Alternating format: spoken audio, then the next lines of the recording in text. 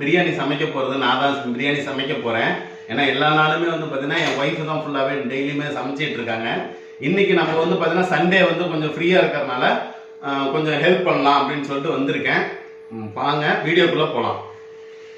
இத்தனை வருஷம் ஆகுது. இன்னைக்குதான் எங்க வீட்டுக்காரர் முத சமைச்சு நான் சாப்பிட போறேன்.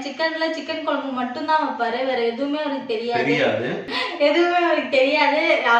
ரொம்ப ஆர்வம்ல சமைக்கிறதுலாம் காட்ட மாட்டாரு, வீட்டு வேலை செய்யறதுல எதுலையுமே அவர் அந்த அளவுக்கு ஆர்வம் காட்ட மாட்டாரு. சரி, இன்னைக்கு நானா விருப்பப்பட்டு கேட்டேன், எனக்கு ஒரு சிக்கன் பிரியாணி செஞ்சு கொடுங்க, நீங்க செஞ்சு கொடுத்து நான் சாப்பிட்றேன், ஆசையா இருக்கு அப்படின்னு நான் கேட்கவும், சரி நான் இன்னைக்கு செஞ்சு தரேன் அப்படின்னு சொல்லியிருக்காரு. பார்க்கலாம் அந்த சிக்கன் பிரியாணியா வருதா இல்லை குஸ்காவா வருதா இல்லை எப்படி வருதுன்றத பார்க்கலாம். இன்னைக்கு எங்க வீட்டுக்காரர் செஞ்சு கொடுக்குறாரு. எப்படி இருந்தாலும் பரவாயில்ல, எங்க வீட்டுக்காரர் எனக்காக ஆசையா செஞ்சு கொடுக்கறதுனால எப்படி இருந்தாலும் நான் சாப்பிடுவேன். பார்க்கலாம் வாங்க, வீடியோ எப்படி இருக்குன்னு பாருங்க. பிடிச்சிருந்தா லைக் பண்ணுங்க, ஷேர் பண்ணுங்க, மறந்துடாம சப்ஸ்கிரைப் பண்ணுங்க, பக்கத்துல இருக்க பெல் பட்டனை பிரஸ் பண்ணுங்க. வாங்க வீடியோக்குள்ள போலாம். வந்தாச்சு. இப்போ அடுப்பு பற்ற வச்சுக்கலாம்.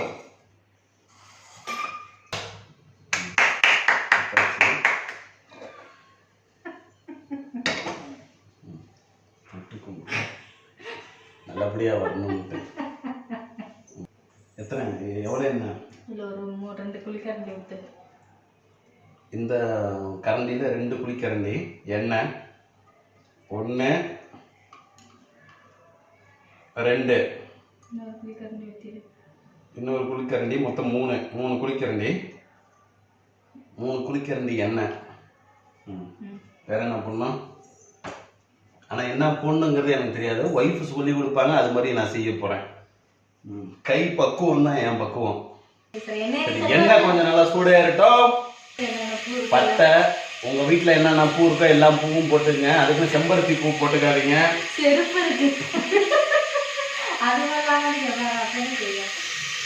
இலையை உடைச்சி போட்டுக்குவோம்.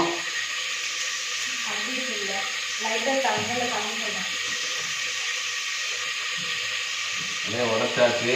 ஒரு கிண்டிக்கலாம். இஞ்சி பூண்டு பேஸ்ட்டு இதில் இருக்கு பாருங்க. இஞ்சி பூண்டு பேஸ்ட்டு அரைச்சி வச்சாச்சு. அதை வந்து வலிச்சு மட்டும் போட்டு கொடுத்தாங்க.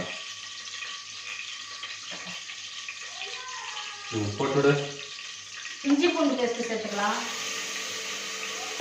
இந்த இதை வணக்கிக்கிறோம். நல்லா பொன்னிறமாக வணக்கிங்க. எப்பயுமே வந்து இஞ்சி பூண்டு பேஸ்ட் வந்து பார்த்தீங்கன்னா நல்ல பொன்னிறமாக வந்தால் தான் நல்ல சிவப்பு கலரில் குழம்பு நல்லா சிவப்பாக வரும்.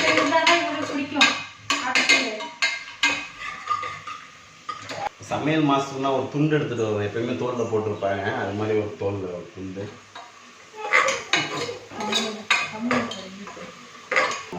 வெங்காயம் சேர்த்துக்கலாம். வெங்காயம் சேர்த்துக்கலாம்.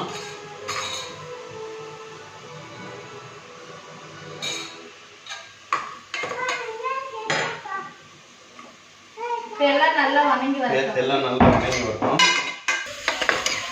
இன்னும் வணங்கல, இன்னும் கொஞ்சம் நல்லா வணங்கி வரட்டும்.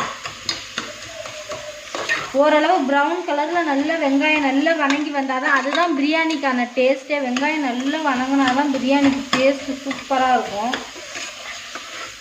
இது நல்லா வணங்கி வரட்டும். அளவு நல்ல வெங்காயம் நல்லா செவந்து ஓரளவு வந்துருச்சு. இப்போ இது வணங்கிடுச்சு, வெங்காயம் வணங்கிடுச்சுங்க. அடுத்து நம்ம வந்து தக்காளி போட்டுக்கலாம். தக்காளி புளிஞ்சா அப்போதான் என்ன பிரியாணி. கை கழுவுனியா? கழுவிட்டேன், சுத்தமாக தான் இருக்கு. சானிடைசர் பண்ணியா? புளிஞ்சு போடு. அப்பதான் கலக்கல் டேஸ்ட்ல வரும் பிரியாணி.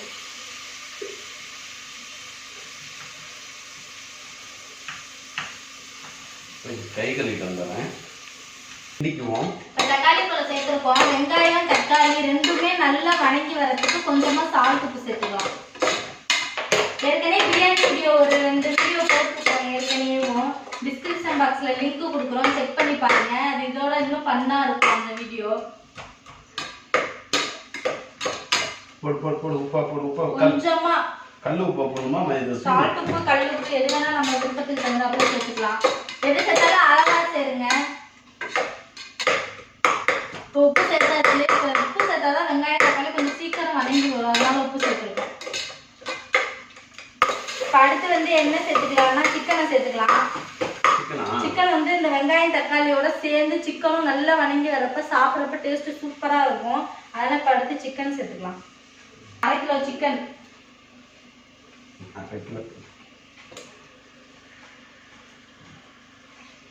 இப்போ சிக்கன் உள்ள போட்டாச்சுங்க. இப்போ சிக்கன் போட்டாச்சு.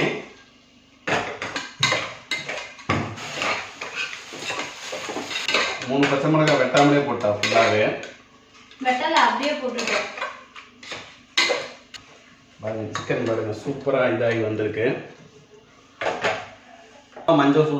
மஞ்சத்தூள் சேர்த்துக்கலாம். இப்போ இந்த டீஸ்பூன்ல 2 ஸ்பூன் அளவு மிளகாத்தூள் சேர்த்துக்கலாம். 2 டீஸ்பூன் அளவு மிளகாத்தூள். இப்போ கொஞ்சமா கரம் மசாலா சேர்த்துக்கலாம்.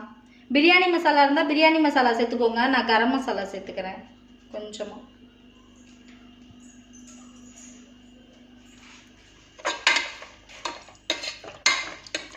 கிண்டிக்கலாம்.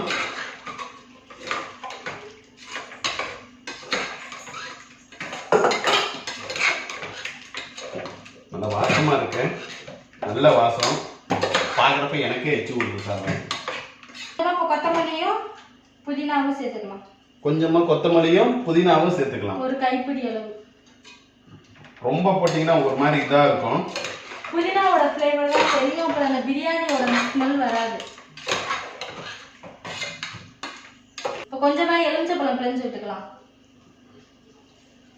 நல்லா கசக்கி புளிஞ்சாதான் பிரியாணிக்கு அந்த டேஸ்டே வரும். எலுமிச்சப்பழம் பிழிஞ்சாச்சு. இப்போ தயிர் கொஞ்சமா சேர்த்துக்கலாம்.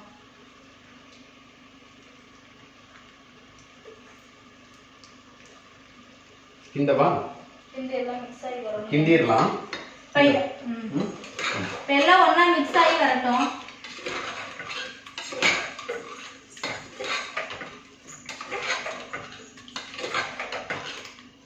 வாசமா இருக்கு. சூப்பர் வாசமா இருக்கு. பாருங்க உங்களுக்கும் காட்டுறேன் பாருங்க.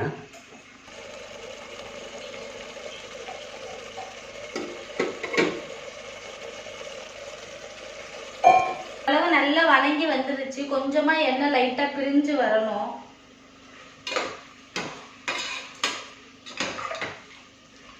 மசாலா எல்லாமே சேர்த்தாச்சு. இப்போ அடுத்து வந்து அரிசியை போட்டு தேவையான அளவு தண்ணியை விட்டு விசில் விட்டு இறக்குனா சூப்பரான பிரியாணி ரெடி. பாருங்க சூப்பரா எண்ணெய் பிரிஞ்சு வந்துருச்சு. இப்போ அரிசி சேர்த்துக்கலாம். ஜீரக சம்பா அரிசி சேர்த்துருக்கேன் 1 படி. அதே 1 படியில 1.25 படி அளவு தண்ணி. நான் சமைக்கிறதுக்கு 1/2 மணி நேரத்துக்கு முன்னாடியே நல்லா ஊற வச்சுட்டேன். பாஸ்மதி ரைஸ்லையும் செய்யலாம், சாப்பாட்டு அரிசிலையும் செய்யலாம். சாப்பாட்டு அரிசியில செய்யறப்ப 1க்கு 2 தண்ணி விட்டுக்கங்க. பாஸ்மதி ரைஸ்ல செஞ்சீங்கன்னா 1க்கு 1.25 கரெக்டா இருக்கும் தண்ணி.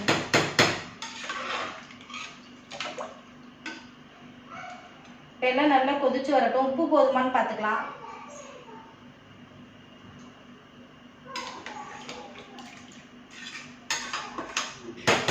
உப்பு பத்தாது, அதனால கொஞ்சமா உப்பு சேர்த்துக்கலாம்.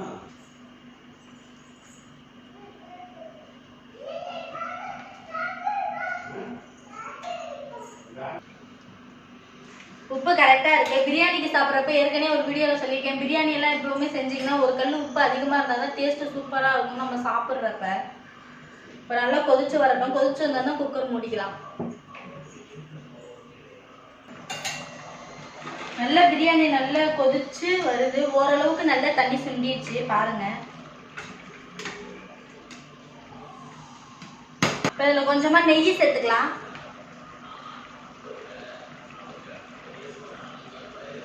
நெய் சேர்த்தோம்னா இன்னும் கொஞ்சம் டேஸ்ட் சூப்பரா இருக்கும். அந்த நெய் ஸ்மெல்லோட சாப்பிட்றப்ப நல்ல டேஸ்ட் சூப்பரா இருக்கும். அதனால கொஞ்சமா நெய் சேர்த்துருக்கேன். இப்போ நல்லா கொதிச்சு வருது. தண்ணியெல்லாம் ஓரளவு நல்லா வத்திடுச்சு.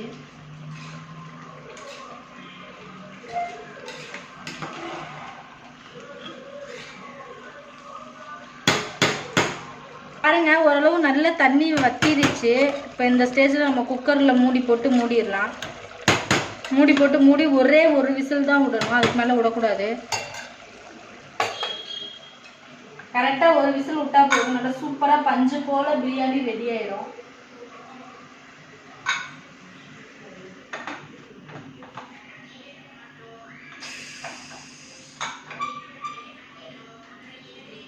அவ்வளோதான், முடியாச்சு. கரெக்டா ஒரே ஒரு விசில் மட்டும் விடுங்க போதும், சூப்பரா ரெடி ஆயிடும் நம்மளோட சிக்கன் பிரியாணி.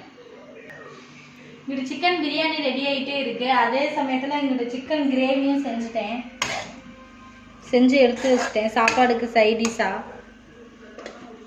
சிம்பிளாக தான் இருக்கும் அந்த குழம்பு, ஆனால் நம்ம பிரியாணியோட சேர்த்து சாப்பிட்றப்ப டேஸ்ட் பார்த்தோம்னா சூப்பராக இருக்கும். கண்டிப்பாக அதையும் நீங்கள் ட்ரை பண்ணி பாருங்கள். நான் நெக்ஸ்ட் வீடியோவாக அதை அப்லோட் பண்ணுறேன். இன்னைக்கு சிக்கன் பிரியாணி எப்படி இருக்குன்றதை சாப்பிட்டு பார்த்துட்டு டேஸ்ட் எப்படி இருக்குன்னு நான் சொல்கிறேன். எங்கள் வீட்டுக்காரர் தான் செய்ய விடலான்னு நினச்சேன். எங்கள் வீட்டுக்காரர் நல்லா டிப்டி கொடுத்துட்டாரு. இந்த மாதிரி வேலையெல்லாம் அவருக்கு கொஞ்சம் கூட அவருக்கு இன்ட்ரெஸ்ட்டும் இருக்காது. சமைக்கிறதுக்குலாம் அவருக்கு கொஞ்சம் கூட ஒரு இன்ட்ரெஸ்டே காட்ட மாட்டார். சரி எனக்காக ட்ரை பண்ணு அப்படிங்கவும் ட்ரை பண்ணு, அதுலேயும் தாழ்ச்சா கொடுத்துட்டு ஓடிட்டாரு. அவர் சமைக்கவே இல்லை, நான் தான் சமைச்சேன். சாப்பிட்டு பார்த்துட்டு எப்படி இருக்குன்னு டேஸ்ட் சொல்கிறேன்.